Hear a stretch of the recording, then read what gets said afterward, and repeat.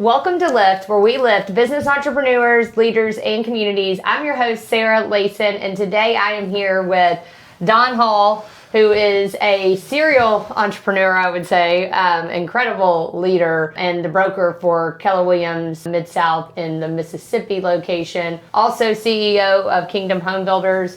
And he's probably got more titles than that I don't even know. And dad to 5 boys and an incredible friend of mine. So Don, thank you for being here today. I appreciate it. Appreciate you, Sarah. What else you got in your back pocket that I don't know about? Well, I think the 2 titles I'm proud of is 3 actually. So just Christian husband and father. As you mentioned, got 5 boys, which right now I'm pretty proud of the fact that I have 3 of them in high school right now, and so.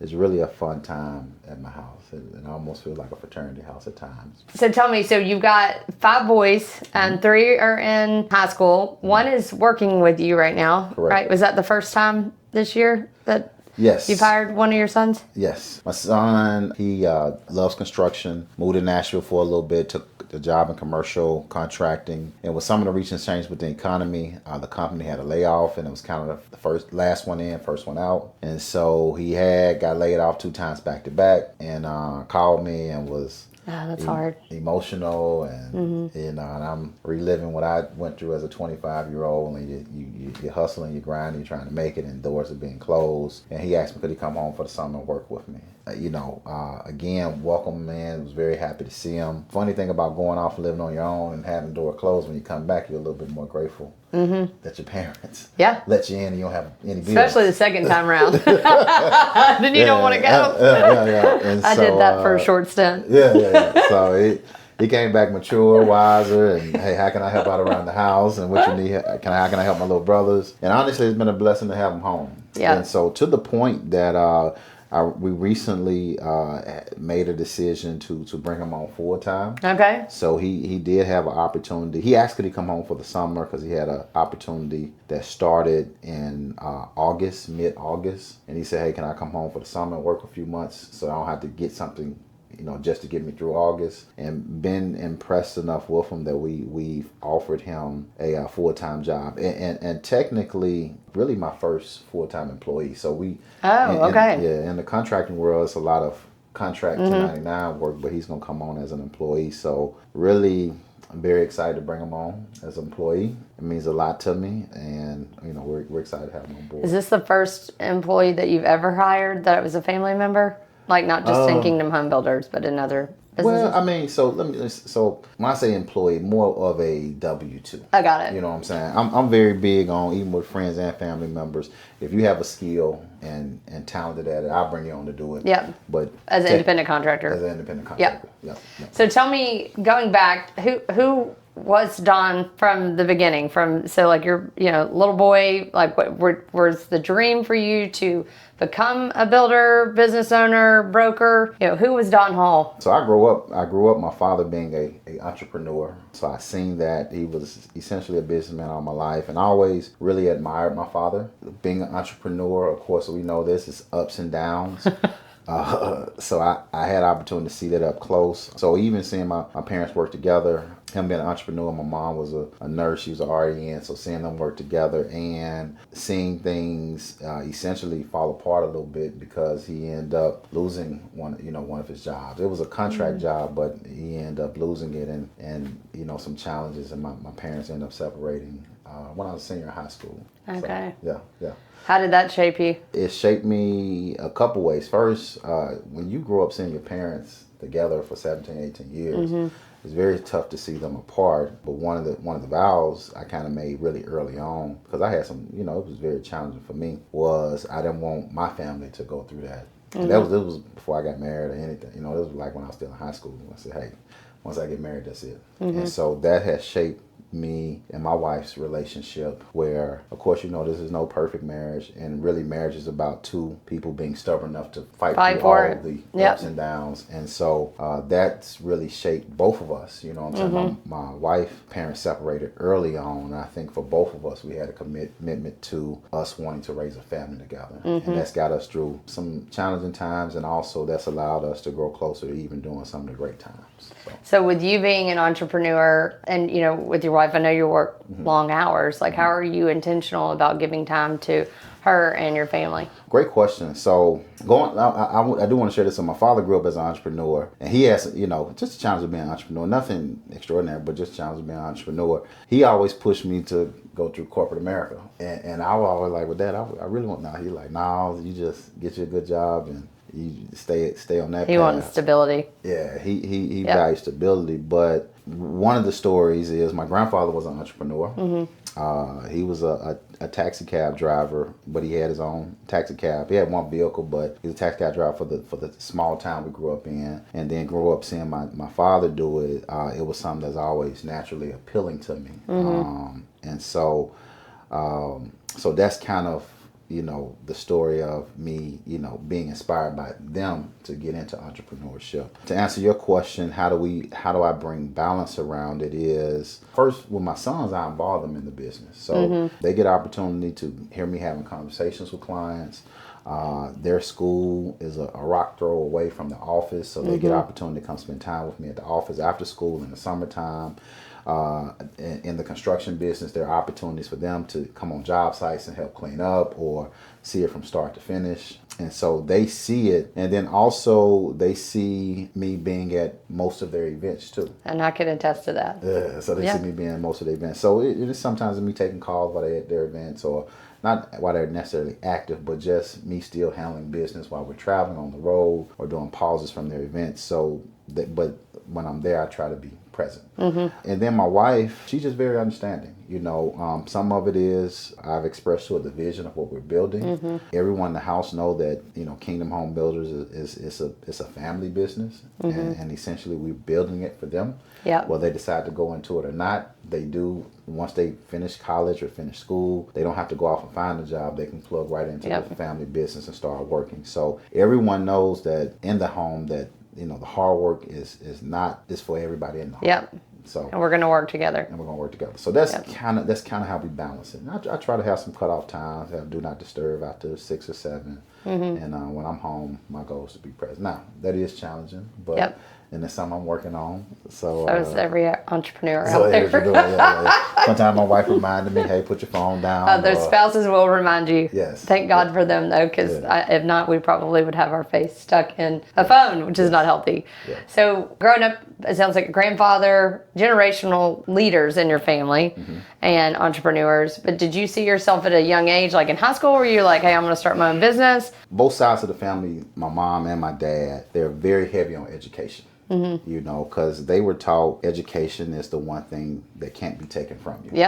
So they were very big on education. So really, the thought process was, go to high school, go to college, get a job, and get married. And so honestly, that was very ingrained into my culture because we didn't really see what successful entrepreneurs look like in our community, but we seen teachers and bankers and different things in that arena, but it was all tied to someone working for a job or working for a company. And so early on, that's what I thought I would do, but I thought I would rise up the corporate ladder and chase my dreams that way. For a long time, I did it. I did it because I thought that was the only path. One of the best things that happened to me was COVID. Because COVID kind of gave me an opportunity to pause and not be in such a rush, not continue to be on this hamster wheel of just spinning in circles just to try to keep climbing up the corporate ladder. Corporate ladder. So it gave me an opportunity to pause, and in pausing, reevaluated, had some opportunities come up where some doors closed, and then it kind of shifted me into entrepreneurship, full-time entrepreneurship, which I'm very, very grateful for. So a few questions around that. So you graduated from college. Yes. And then what college did you go to? I went to Mississippi Valley. And then so you graduated there, but you played sports in college too? No, I didn't. I wasn't fortunate enough to play sports in college. But a couple of things in college. I went to Mississippi Valley. When I was at Valley, I was Mr. Valley.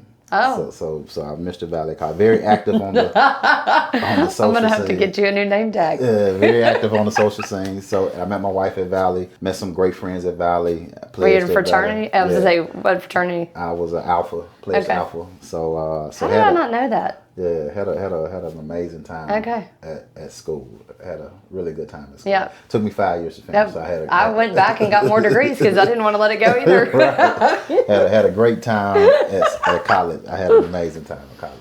So, right out of college, what was your next step? So right after college, I knew I wanted to do real estate. So I graduated college in 05, got my real estate license in 06. Of course, got my real estate license, joined RE/MAX. I didn't know that. Yeah, back then the culture was, it wasn't a culture of agents sharing information. It was, hey, I got the secret sauce, but if I tell you what I'm doing, you can take my secret sauce. And so the firm I was at, and it wasn't really a spirit of abundance where people were willing to take you under their wing and coach you and guide you.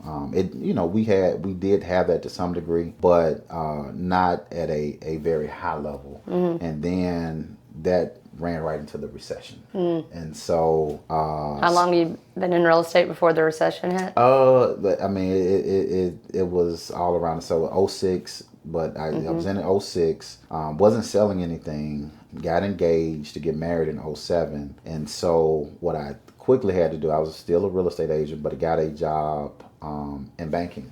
Okay. And in banking, I started off as a teller. Started off as a part-time teller, actually. And then took steps in banking to grow my career in banking. And you worked your way up in banking. Yes. And then, that's interesting. I did not know that you were an agent prior. Yeah. Scott was as well, right before the recession.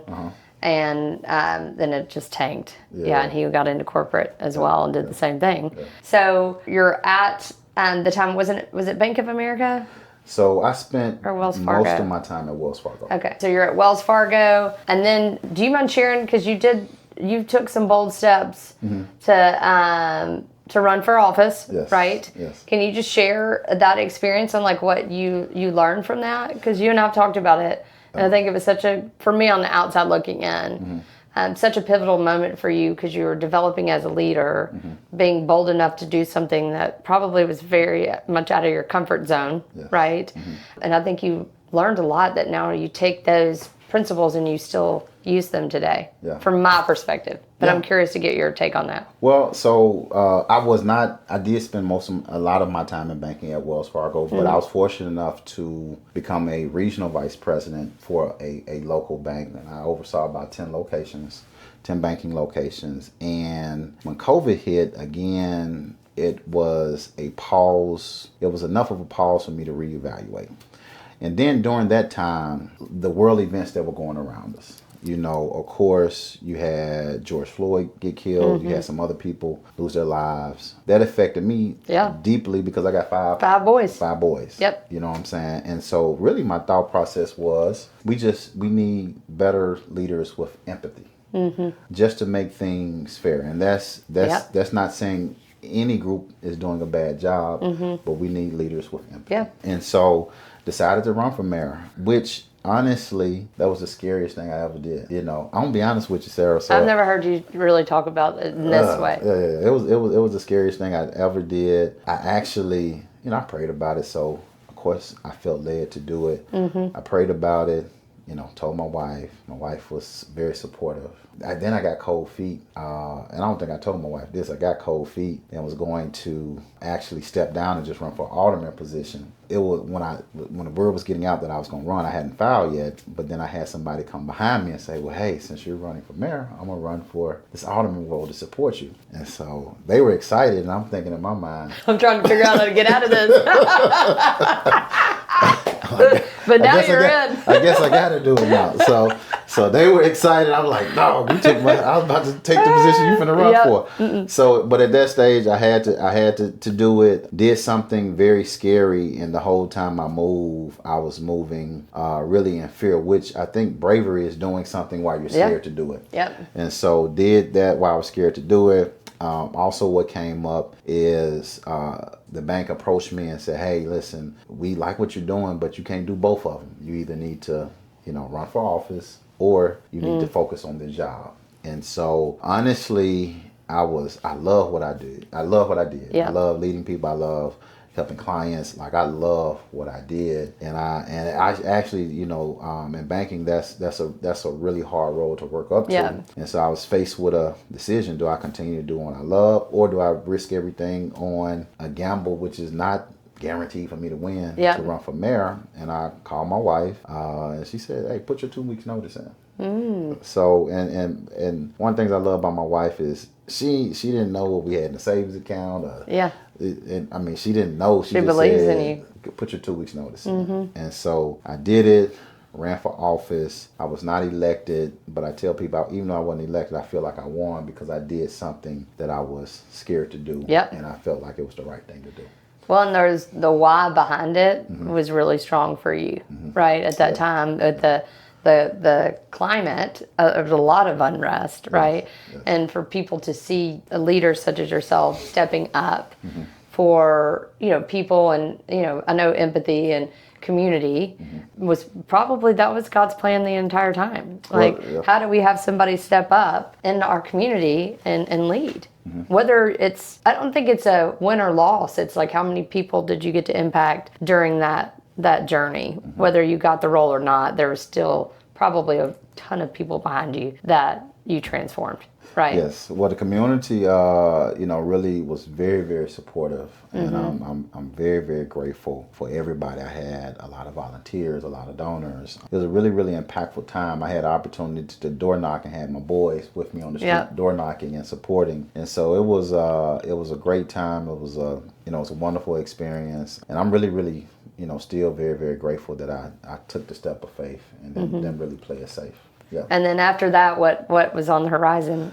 So on the horizon after that was the fact that I was unemployed. So that was on the horizon after that. So I was unemployed, but thankfully, looking back, during COVID, I had started building homes. So I had built a couple homes, and I was paying a general contractor a fee to build them for me, which at the time was $20,000. So I was paying someone $20,000 to pull the permits and build them for me. And the reason why I was doing that, because everybody was told me how challenging the test was. They were like, "Man, this test is super hard. You can't pass it." And of course, my thought process early on was, "Hey, I don't know how to do it, so let me hire someone who knows how to do it and I can learn from them." But also during that time, I said, well, if it's just a test, I could pass a test. I've always been a fairly good test taker, and it's just preparation. So I said, I could pass a test. So during COVID, I actually took the test and passed it. And really didn't know what I really had at the time, but just knew I could build a house on my own. And now you passed the test. And now I passed the test. So now we're opening up shop. Now we're opening up shop. So I had I was unemployed. I had a general contractor's license. Didn't really know what to do with it. Of course, I ain't had no clients. And then, honestly, that moment was like, man, I'm unemployed. I got 5 kids and a wife at home. I had been the primary breadwinner. What do I need to do? With me, it was like, well, first thing I need to do, I need to be humble enough to go to the unemployment line and file unemployment, because I can get potentially some assistance while I'm looking for a job. And I don't want to be not humble enough to do what's right for my family. Yep. As a father, as a leader of my family, I need to be humble enough to be able to do anything to put food on the table. Yep. So first they said, well, you was employed in Tennessee, so you got to go to Tennessee unemployment. Went to Tennessee unemployment. Said, no, you're a Mississippi resident, so you got to go to Mississippi unemployment. Got to Mississippi. They said, well, no, they told you wrong. You got to go to Tennessee. Wow. But when I sat back in my car in Mississippi, said a small prayer, "Hey God, what should I do?" And he said, the voice I heard was, well, what's in your hand? And to me, it was like, well, I still got that real estate license. And so I can probably, buy my own land, be an agent, pay myself, build a house, turn around and sell it. And that just would be one way that I continue to chase my dream, just become a real estate agent. Yep. And so that's what I did. I retook I had already took the course. I just had to retest, retake the test, took the test, passed it, joined a small boutique firm, because I was like, well, I was unsuccessful as a real estate agent. And honestly, you have to be careful making decisions based on the season. Some of it is timing. That always and is. So, yeah, some of it is timing. So here I thought, hey, I was an unsuccessful real estate agent because the recession hit. Yeah. But the reality of it is, it just was a bad market. Yeah. So I don't want to be a real estate agent because I don't think that's my calling, but I can do this. So got with a small boutique brokerage, end up, doing about 1.5 million my first year, and I really didn't know what I was doing, but just family being supportive and bought and sold a house with my grandmother. My grandmother, 90 years old, she's still an active investor. So bought and sold a house with my grandmother. Gotta love grandmas. Yeah. She's my first client. So I know, they usually she was are. like, baby, go on. Baby. I don't know, but baby, go and get this so you won't have to call me. I know you're unemployed, but I'm going to help you make some money so you have to call now. But my grandma has always been a very big supporter in my life. So, but she was my first client. And then just the first year, just surprisingly did fairly well to not know what I was doing. I was very grateful for the small boutique brokerage, but it wasn't a lot of training, but it's a great stepping stone. Yeah. And so it's a close community there too. It's a close community, yes. And so ended up being invited to bowl by Kim, which we love Kim, right? Yeah. So and then came to Keller Williams and got in coaching, and essentially the rest is kind of history. Because your previous broker was Jackie, right? Yes. Funny story. This is how small the world is. Yeah, Kim has an eye for finding leaders. Jackie had an eye for caring for new agents. I mean, before she opened up her brokerage, her and I talked, and she was like, "I want to be able to coach and help new agents, and this is what I want to do with my brokerage." And then she opened up her shop, and then of course you're now at her shop, right? And then Kim comes along, which I didn't even know any of these paths were crossing at the time. And then 3 years later, you're the broker of the office, right? Yeah. Which is, Jackie was, I know passed, it was probably about a year in, was it not? Well, it was a couple years. Was it a couple of years in? Yeah. And man, what a great woman. She was a great woman. And I want to pause on that because she really, we need to acknowledge her, celebrate her life. Yes. An incredible person who just gave and cared for so many people. I'll never forget the first time I met her in a Starbucks. Oh, she's amazing. And Kim, obviously, is an incredible leader as well. I mean, it's just, it's a smaller world than a lot of people realize. And just because people are not in business with you doesn't mean that, number one, they should be highly respected, right? And number two, doesn't mean your paths may or may not cross at some point, right? And everybody is there to help somebody in that season. Which is what a cool gift of connectiveness and all of that. Yes. Jackie was amazing. Very grateful for her impact that she had, and again, want to take a moment to celebrate her life. I'll never forget the conversations I've had with her. Just an incredible leader. You're now the broker, Kingdom Homebuilders. Where do you see yourself going? Where do you want to go? Where do you see yourself family vision-wise going? Where I see myself going family and vision-wise? Well, family, of course, raising 5 sons, want to make sure that we are raising what we call kingdom young men, so men who are principled and follow God. So that's really our top priority, because if you make all the money in the world and your kid's crazy, you don't have it's not peace. Good. Yeah. So that's we don't feel like we've done our job. Yeah. And I mean, that's gonna weigh on you always. Yep. And so, raising them, but also not focus on raising them, but also focus on continuing to build a good relationship with my wife, because they are gonna be gone and it's just gonna be us. We got a senior this year, so that's becoming clear. We got a grown man and a senior this year, and they are right behind each other. So in a little bit, they're gonna be all in college and start a family. So also the focus is making sure that we build a good relationship so we can continue to enjoy each other. So future-wise, those are the things that are really important to me. From a business standpoint, want to continue to grow Kingdom Homebuilders. Again, my goal, my vision, what is I would love for all my sons to work in the business at some capacity. And to turn it over to them would really be my goal. So continue to grow it. When we talk about the vision for Kingdom Homebuilders, it's really 3 buckets that we are in. The first one is residential. So we do one of our goals is to be the top affordable home builder in this area, so the tri-state area, the Mid-South area. And we're on path and on pace to do it. We have coined the term, which is luxury affordable homes. Oh, I love that. And so we think that even though it's affordable, it doesn't have to look affordable. Yep. It'll still be really, really nice. Luxurious feel. Yeah. We can still have nice finishes, and people be really proud of what they bought.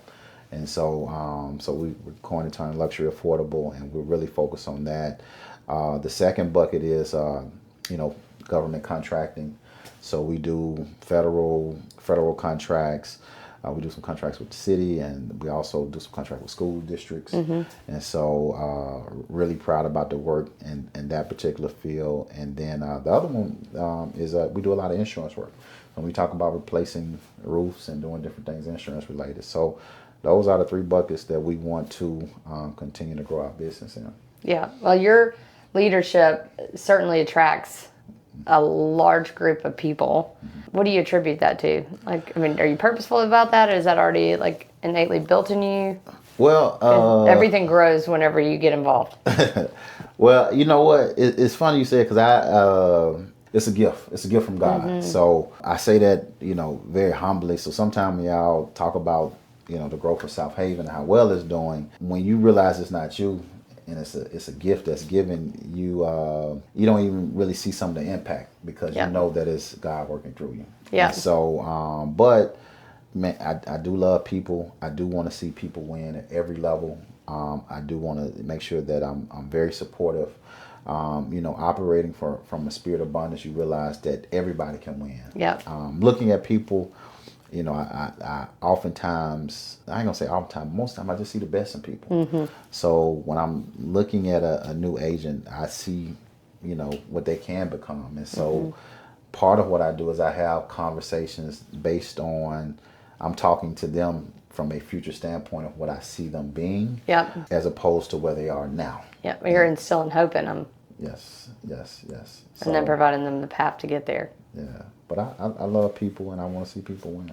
Can you name the most difficult leadership lesson, or something the leadership decision that was hard that you've had to navigate? Well, listen, I have a lot of failures. I was supposed to say, that must be a good one, because you just laughed. I have a lot of failures. I don't even know which one would be classified as the most, but I will tell you this. So probably one of the hardest things I faced was coming when I was first starting. Did some work. And this is kind of a life lesson. So contracting, COVID hit. I'm building some houses.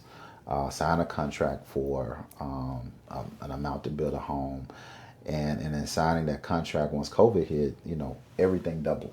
So everything skyrocketed. So here I am now, building a home, negotiating with the homeowners about, hey, listen, do you mind? This is what the price is now. Do you mind at least covering the cost of the supplies increase? The supplies. I mean, I could take care of the labor. Labor price really hasn't changed, but the supplies, I can't afford to take on the supplies. And so, having negotiations, getting a close friend of mine involved who's an attorney, and her telling me, well, Don, you can probably take this to court, and you could probably win, or you could probably lose.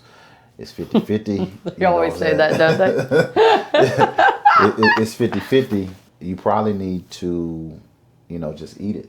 You know what I'm saying? Now, that was, of course, that's legal advice, and so it's more so calculating a business decision. But what eating it meant for me was going into a 401k to pay for the rest of the home to be finished. Yeah. And in doing that, I got very quick into the victim mindset of, hey, I'm just trying to feed my family, and why I need to pay for their home, and I ain't gonna get no benefit out of it.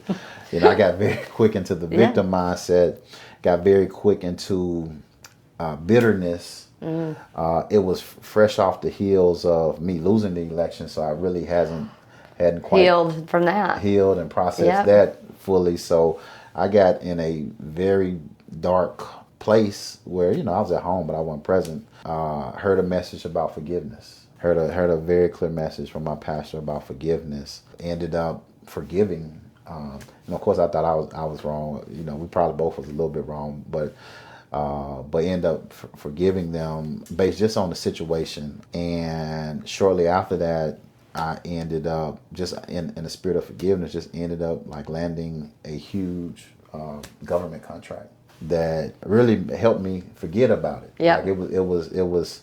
You're able to put it to rest. It was almost like, okay, now that you back trusting me, let me give you something that, let me bless you in a way that you don't even have to worry about any losses from this anymore.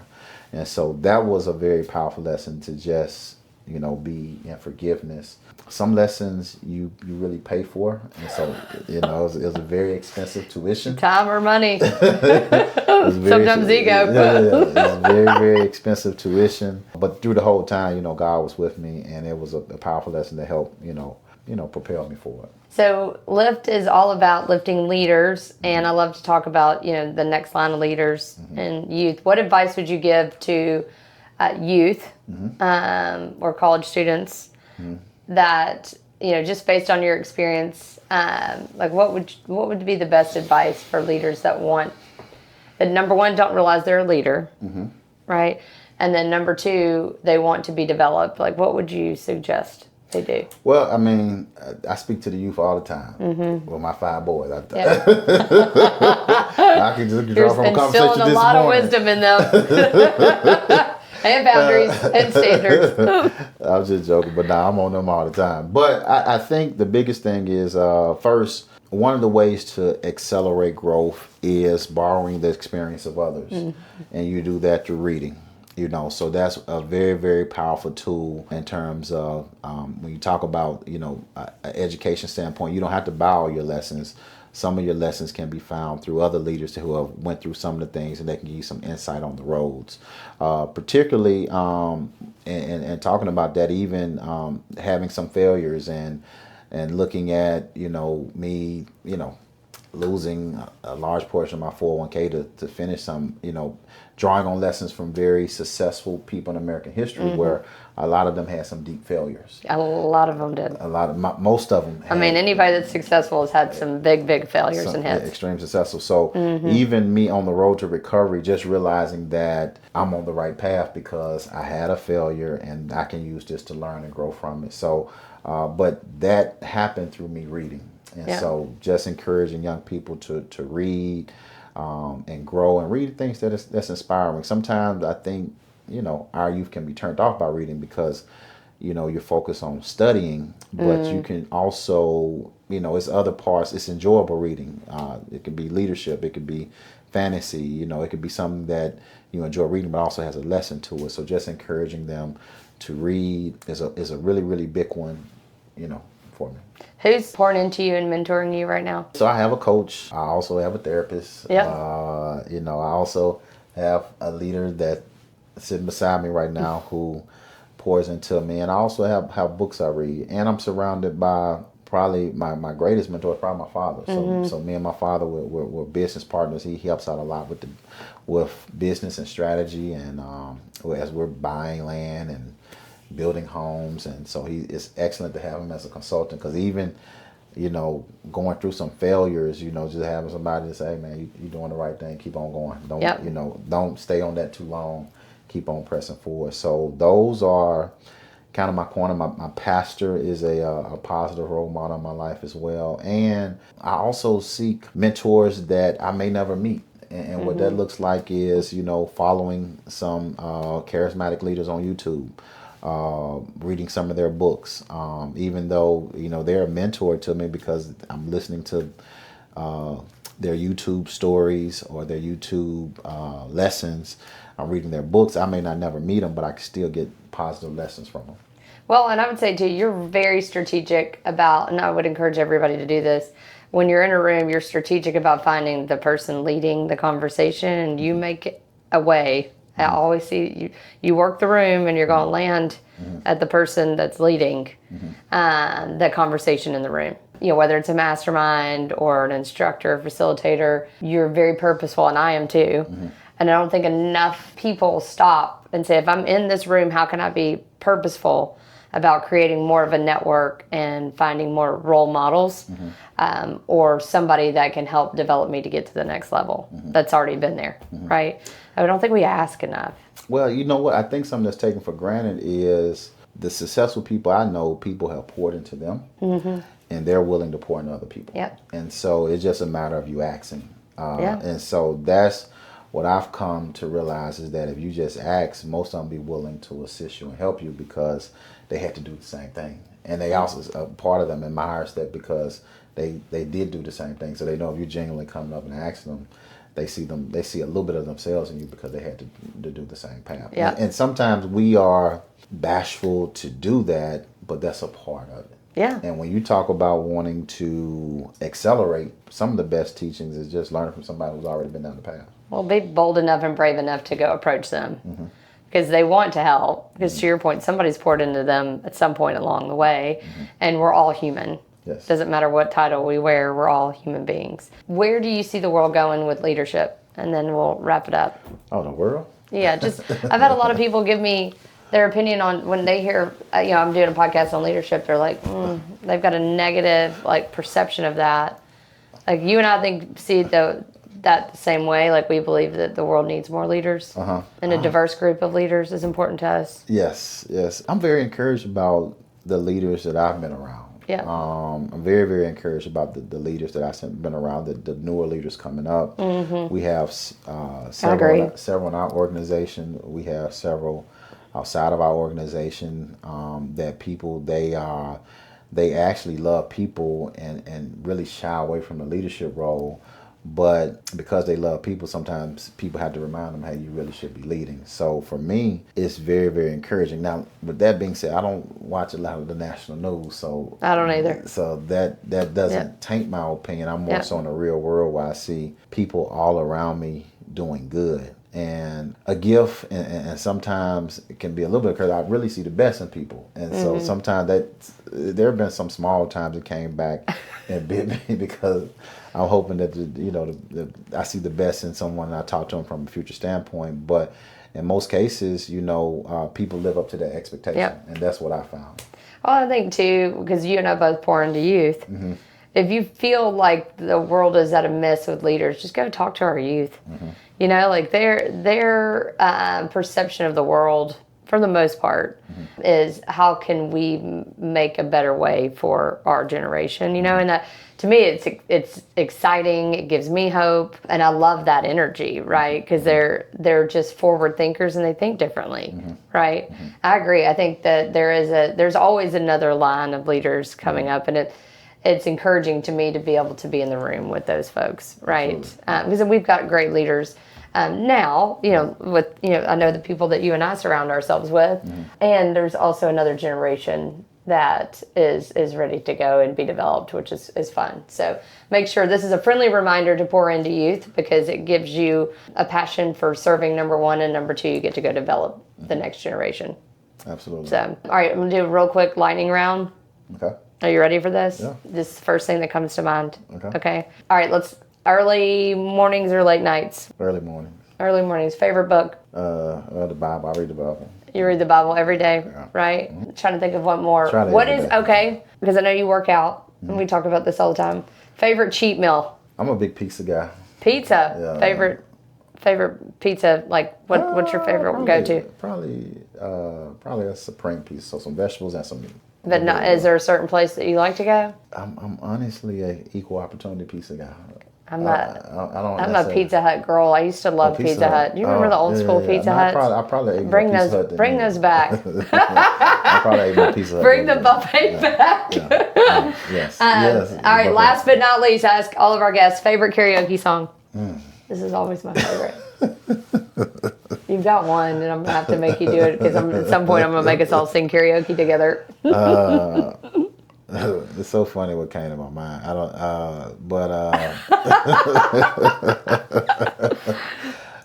let's see. You got to say the first thing that came to your mind. I can't say the first thing. We can't say it after we just noted that the Bible was a book. Let me say the second thing. I'm trying to think of the second thing that come to my mind. Probably Wipe Me Down. Okay. Yeah, All right. start- There we go. That's a great one. Yes. JB Trainer, put that on your song list. I told him the other day, I was like, hey, we need to put this song list together, and I need this like every single day or in karaoke. Yeah. Y'all, he's not going to speak up as much in terms of like how incredible he is. You're a very humble man and just a very powerful man, in my opinion, and a great human and a dear friend. And so I'm getting emotional. So thankful for your friendship and guidance. And you and I talk about a lot of things in life and leadership and family, and I'm just grateful for it. So. Likewise. I'm very grateful for you. Thankful that Jackie pulled you in, got you into real estate, and then that our paths crossed later in life, and it's been a fun journey. So appreciate you. If this episode resonated with you, we hope that you will share it with somebody in your world too. I'm your host, Sarah Layson. Y'all have a good one. Thank you.